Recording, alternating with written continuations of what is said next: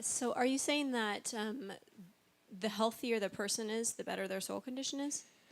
No, I'm saying if a person approaches their true soul condition, the older they get. Okay. So if a person was 100 and they look 25, then that would tell me that they have a very good soul condition. Does that make sense? But if there were, let's But say if there they're were, 25 and they look 25, that doesn't mean much at all.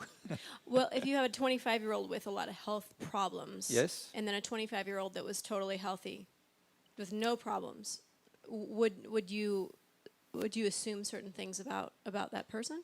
Well, firstly, I would never assume anything about anybody. I'd want to know the truth about anything before I did anything. But usually the person who has a lot of physical illnesses by the time they're 25 years of age has had a lot of specific emotional problems from their parents that they've had probably the majority of their lives.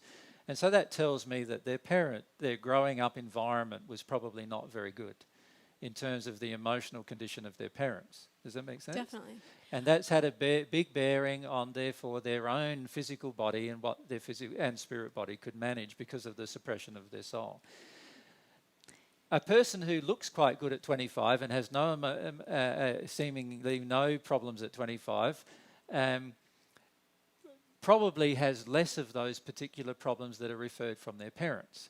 However, unfortunately, many of them are acting in a very unloving way towards themselves and a very unloving way towards their own body and their own life, and also in an unloving manner towards others.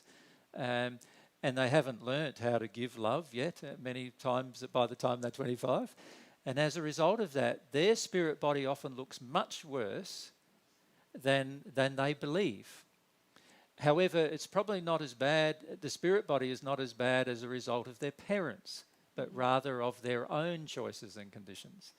And there is a very different reflection of those two things. You see, the spirit body or the soul that's been impacted upon by parents usually has a very poor start in life, and therefore has a lot of trouble with sickness in its early stages of life.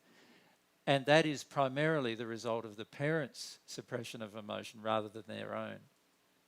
And in fact, I have seen many children have worse physical problems than their own parents have. However, the spirit body of the parent is in a terrible condition. Right? And often the parent blames the child for its poorer physical condition, when it's actually the parent's suppressed emotion that's caused the child's poorer condition. So you cannot make judgments about what the person looks like. I didn't mean judgments. I meant that, can we see God's laws at work there? There are always God's laws at work, obviously, but we need to understand that many people who have many sicknesses by the time they're in their 20s have obviously had a large degree of suppression from their parents rather than necessarily making choices about their own life. So if you had two people who were 50 who were both healthy at 25, one at 50 was really sick and had cancer and da-da-da, and another one was totally healthy, no medications, what could you then say about those two people? Well, obviously the one who's got cancer is suppressing a certain type of emotion so much that it's now caused a physical eating away of his own physical body. And that tells me that this particular type of emotion is causing them problems. However, we can't make a judgment about their whole condition, can we? It's only the particular emotion that's causing the particular problem. And this is the problem with making judgments, or making assessments based on an illness, is that specific problems cause specific problems with our body. Now, some of us have those specific problems only, but have them to a large degree. Other people have no specific problem, but have a general problem right across, and therefore no specific problem to a large degree, which means there's no specific illness.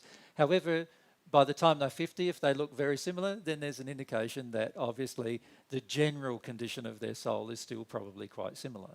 Thank you, that helps a lot. Thanks. Yep. Can I just ask you to clarify something else? because there's also something that happens, isn't there, when we project a lot of our emotion outwards Yes. rather than when we absorb a lot of emotion from our environment. Yes. That actually has an impact on our physical health as well, doesn't it? And our soul. Like if you project all of your emotion outwards, then it will have a terrible effect on somebody else's soul, and possibly on their bodies if they absorb that particular emotion. But it will also have a shocking effect on your own soul, right? However, because you're not absorbing the emotion from others in that state, you often look better than they do from a physical perspective, but because you're not absorbing any of their demands or any of their desires. Or does that make sense? And so therefore you're living with exactly what you want to do with your life, while you're damaging people around you. Often people like that physically look fine and have very little physical problems with their own body, but finish up having huge problems with their spirit body and having huge problems after their death. So you cannot compare what's happening to the physical body and then make certain judgments or assessments about the soul as a result. Yeah. You have to be able to see the spirit body before you could make such assessments. You also need to bear in mind that the physical body has a delayed reaction to the soul's condition. Because the physical body, most of the cells in the physical body replicate, some of them replicate within a few minutes, but many cells in the body only replicate once every 7 years. Because of this replication process having across a 7-year period, it can often take years before a certain problem shows itself in your physical body. And just one more point on that, because we spoke about this recently as well with someone in private, was about how often when we first hear divine truth, we're in perfect health, and then within a month there's physical ailments manifesting themselves everywhere in our physical body. Can you tell us why that happens? Well, you can, so you may as well do that. Yeah, well, I think you'll do it in a more articulate way. But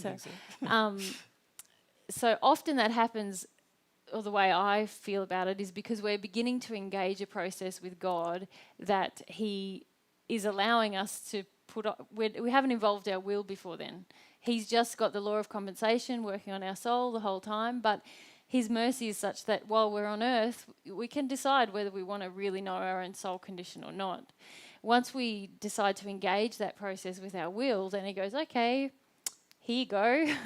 Here's a few things to look at. And you know here's that a knowledge of your condition. Yeah. You know that from not only your physical body, but your whole life starts to change immediately, doesn't it? Yeah. So, yeah.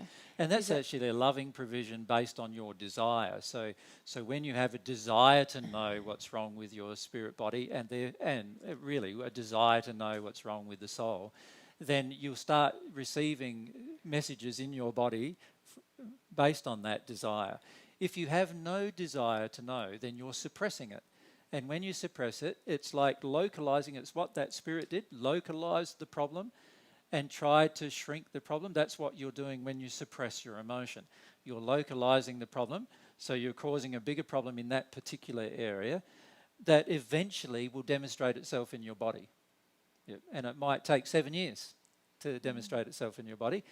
But when you're desirous of knowing, now you're not localizing the problem anymore and you're going to feel the problem much more strongly. And as a result of that, be able to recognize quite instantly, in many cases, what the cause is. And this is a beautiful way of God helping you through the process of understanding what's going on with yourself.